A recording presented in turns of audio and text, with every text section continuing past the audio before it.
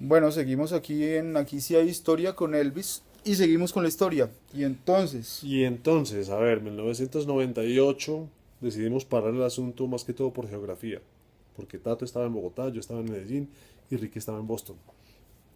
Y complicado. en ese momento no había manera de trabajar a distancia. Hoy se puede. En ese momento era muy complejo. Entonces la cosa quedó en un stand-by hasta el 2005, que nos invitan a tocar en Rock al Parque.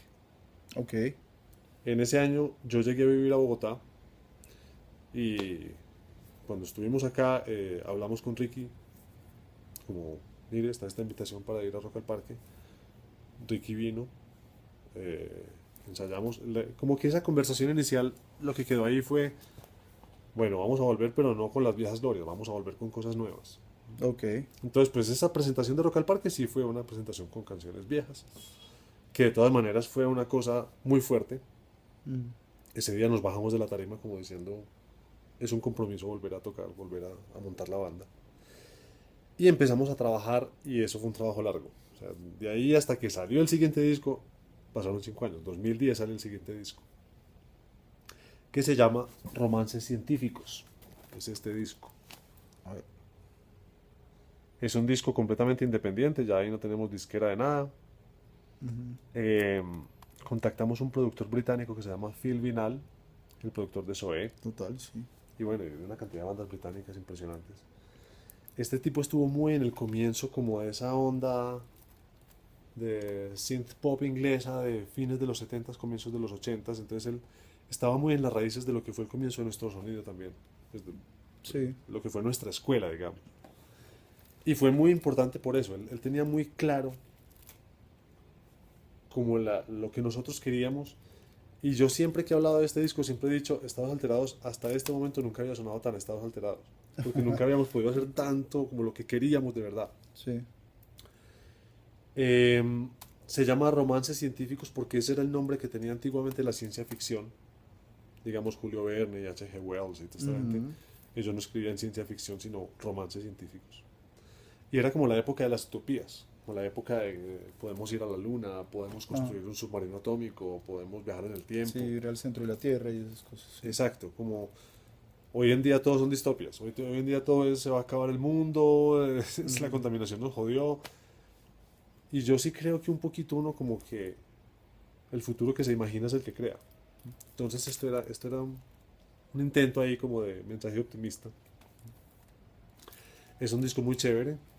Eh, ya digamos que somos independientes, no es tan fácil llegar a una disquera. Esta fase de nuestra carrera es menos conocida, digamos. Sí, es más bajo perfil. Pero también eso tiene su encanto, me parece a mí. También me gusta cierta libertad que da eso. Cierta... Hago lo que me da la gana y toco claro. mi música y ya. Y eso, Mm, eso ha producido una cierta fidelización de los fans que es muy chévere. Digamos que no somos un grupo masivo, pero me atrevo a decir que sí somos un grupo de culto. Sí ok, tenemos sí, total. fans fieles y que siguen nuestra trayectoria. Ujú, Poco después del lanzamiento de este disco, se retira Tato Lopera de la banda. Tato fue un miembro fundador, Tato era el teclista en una banda de música electrónica. sí, total. Sí, eso fue una desestabilización grave. Incluso nos llegamos a plantear la cosa de si la banda debía parar o no. Claro. Pero decidimos seguir, seguimos Ricky y yo. No fue como pensar con quién vamos a reemplazar a Tato, porque no era cuestión de reemplazarlo. Mm, Era más de hacer una reestructuración profunda. Y empezamos a trabajar en este disco, que se llama El Intruso Armónico. ujú, Intruso armónico es una frase que usaba mucho Phil Vinal, el productor del disco anterior. Cuando a él algo no le sonaba bien en términos ajá, musicales, él decía, hay como un intruso armónico por ahí. Hay como una... Y entonces un día de grabación yo decidí que iba a crear el intruso armónico. A mí siempre me ha gustado mucho el trabajo con papel, ok. en muchas maneras. Y entonces me fui con papel, perdón, me voy a parar, A ver. al estudio. Y mientras se grababan unas baterías, que pues yo no tengo mucho que hacer mientras se graban baterías, diseñé este muñequito, este personajito, que está en nuestra página web. Si ustedes entran a estadosalterados.net, ahí hay una página que pueden imprimir que tiene todas las piezas de esto y un link a un video donde yo le enseño cómo armar este muñequito. Este es el intruso armónico. Ok. Incluso hay un video donde se ve ahí en el estudio mientras están grabando baterías cómo estoy ¿Cómo yo estás armando? armando el personajito. Y aquí está en la carátula, no sé si alcanzan a ver que ahí se ve. Sí, mira. A ver, Claro. ahí está. Bueno. Entonces, este es el intruso armónico. Ok.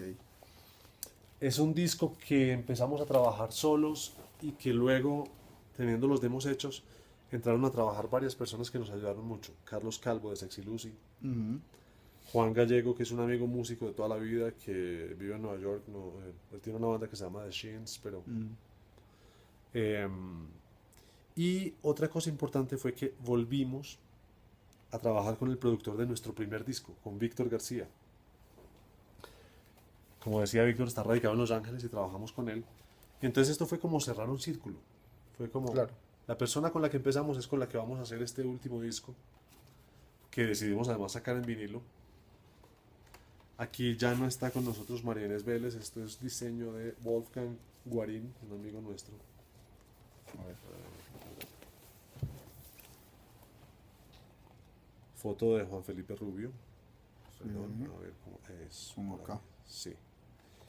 Y el disco como tal, el vinilo, es rojo. Tremendo. Es un disco bien bonito, ¿para qué? Sí, es muy bonito. Es muy, muy, muy bonito. De nuevo, este es un disco completamente independiente. Hay varios videos muy chéveres. Hay una anécdota chévere con... El primer lanzamiento de este disco se llama Guayaquil. Guayaquil como homenaje a un barrio que había en Medellín, Ajá, sí. que hoy en día es lo que se conoce como el Hueco. Hoy en día es un sector comercial, antes era un sector de prostitutas, de billares, de bares. Ajá. Y era un bar un barrio, perdón, de reunión de intelectuales. Allá empezó Fernando Botero pintando sus gordas, allá se reunía León de Grave y los Pánidas, en fin. ¿sí? Y para ese video yo hice una serie de muñecos mecánicos. Perdón, que paro de nuevo. Esta chica está un poco Espera un momento, a ver si la logro organizar.